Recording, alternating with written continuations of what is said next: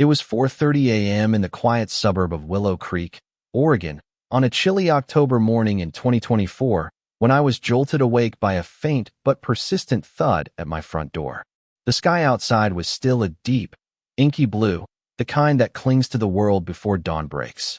I'm not a morning person, barely functional before my first coffee, so the noise hit me like a personal insult. My name's Ethan Caldwell, and at that hour, my only ambition is to avoid stubbing my toe on the way to the bathroom. My wife, Lila, was still snoring softly beside me, blissfully unaware. I envied her. Another thud came, this time from the neighbor's door, followed by another, like a methodical invasion of overly polite burglars. Groaning, I dragged myself out of bed, the cold hardwood biting my bare feet, and shuffled to the living room. Peering through the small window in our front door, I saw her Margaret Voss, the iron-fisted president of our homeowners association, striding through the neighborhood like she owned it. She was decked out in a neon tracksuit that probably cost more than my monthly mortgage, clutching a clipboard and a stack of glaring red tags. She slapped one onto my neighbor Jake's door with a smug flourish, like she was casting a curse. When her eyes met mine, she didn't smile, just gave a curt nod, as if I should be honored to witness her reign. I cracked the door open, the crisp air hitting me like a slap. "Margaret," I said, my voice rough and coffee-deprived. "A bit early for decorating, isn't it?" She pointed a manicured nail at the red tag now plastered on my door, screaming danger. "Do not enter, potential toxic mold hazard." My stomach twisted. Mold? In my house? The one where Lila burns lavender candles and I spill cereal on the couch? "This isn't a craft project, Ethan," Margaret said, her voice syrupy but sharp, like a knife dipped in sugar. "This is a public health crisis. We've detected a potential outbreak of Stachybotrys chartarum in the community." She pronounced the mold's name like she'd rehearsed it for a TED Talk. I blinked, my brain still half asleep. "English, Margaret. Small words." She sighed, theatrical and patronizing. "Black mold, Ethan. Toxic. Dangerous. We need to act fast." Behind her, a plain white van rolled up, and two guys in vests labeled Pure Guard Solutions stepped out, carrying metal briefcases and looking far too serious for 4:30 a.m. They didn't scream scientists so much as guys who'd sell you a knockoff Rolex. Margaret leaned in, her voice dropping to a conspiratorial whisper. "For your safety, entry is restricted until Pure Guard conducts an air quality assessment." I stared at the tag, then at the goons, then back at Margaret, who was practically glowing with fake concern. My house wasn't a biohazard, it was where I binge-watched sci-fi and argued with Lila over who forgot to buy milk. Something was off. That little gut instinct, the one that screams before you step into a mess, started buzzing. "So you're saying I can't go into my own house?" I asked, still trying to wrap my head around it. "It's for your own good," she said, patting my arm like I was a child. "Pure Guard will be here at 7 o'clock for a quick test. Just a formality." A formality? Nothing Margaret did was ever just a formality. Every move was a power play, a chess game where she was the queen and we were all pawns. I could feel each wanted control, not just of my house, but of my wallet. "And if I don't want your guys poking around?" I asked. Her smile tightened, all sweetness gone. "Ethan, this is an emergency under HOA bylaws, Section 7, Subsection B. We have the authority to protect the community's well-being." The van door slammed shut, the goons standing like bouncers at a shady club. Margaret gave me one last look. "I am in charge. Don't forget it," and marched off, red tags flapping like war flags. By 7 a.m., the doorbell rang, sharp and punctual. Lila was awake now, pacing and Googling mold symptoms, convinced we were one cough away from doom. I opened the door to two Pure Guard guys, a burly one named Carl, gripping a clipboard like a weapon, and a twitchy one named Leo, holding a black box with a tube sticking out, beeping ominously. "Gentlemen," I said, forcing a smile that felt like a grimace. "Welcome to the crime scene." Carl didn't flinch. "Sir, this is serious. We need to test the air quality immediately." He tried to step inside, but I blocked him. "My house, my rules." "Hold up, Carl. ID and certification, please." "State licensed."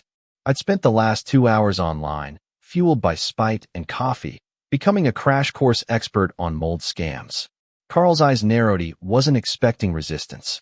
He flashed a flimsy laminated card, The certification number smudged.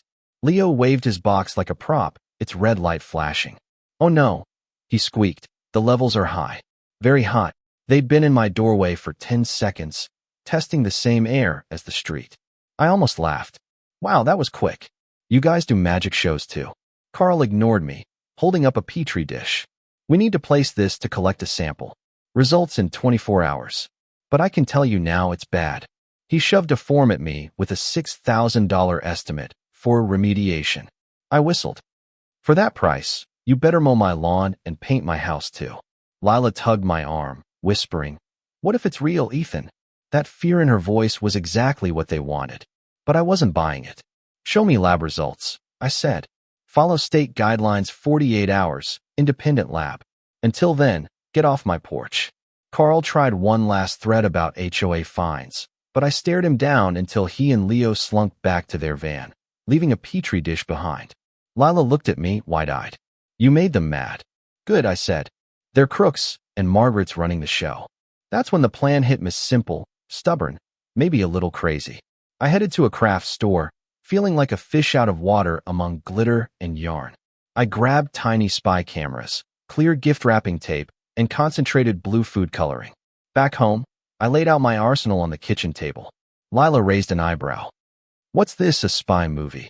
"Detective agency." I grinned, holding up a camera. I explained.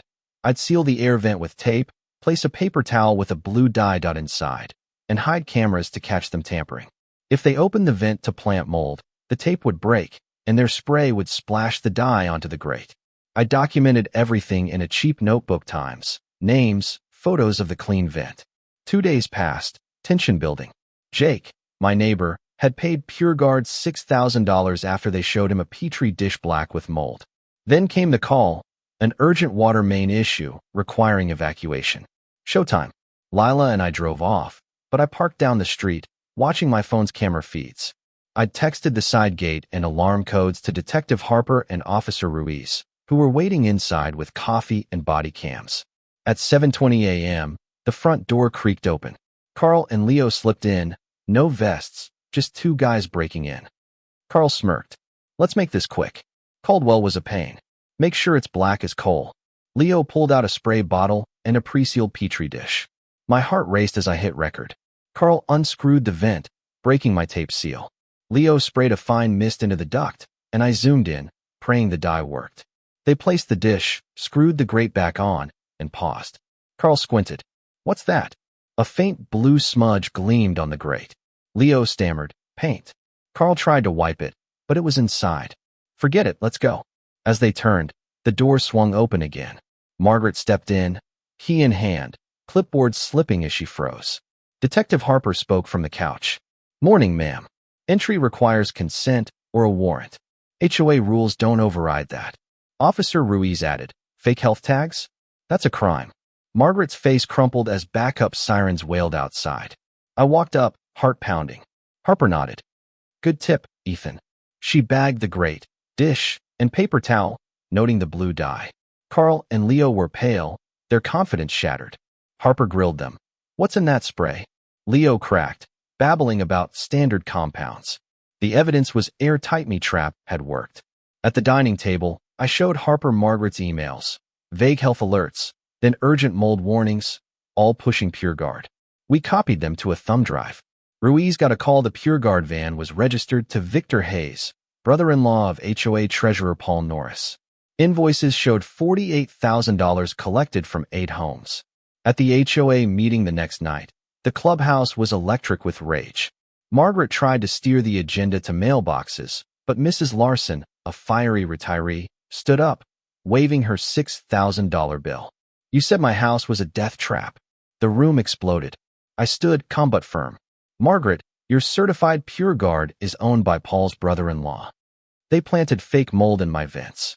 I've got video, and so do the police." Paul Norris broke, sobbing. "Margaret made me do it. She promised $1,200 per house." He sent incriminating texts to the community list, exposing her kickback scheme. The crowd roared, Margaret's empire collapsing. Days later, Detective Harper called with lab results. The petri dish was pre-spiked with mold, the spray a harmless prop. Pool lot footage caught Margaret swapping rigged dishes with Victor. A raid on Pure Guard's dingy office uncovered red tags, blank invoices, and a ledger tying Margaret to $1,200 kickbacks. She was arrested quietly at her pristine home. All three, Margaret, Victor, and Paul, took plea deals, heavy fines, probation, and a lifetime ban from any board. The HOA refunded everyone $6,000, and we passed the Caldwell Rule, banning emergency entries without city approval.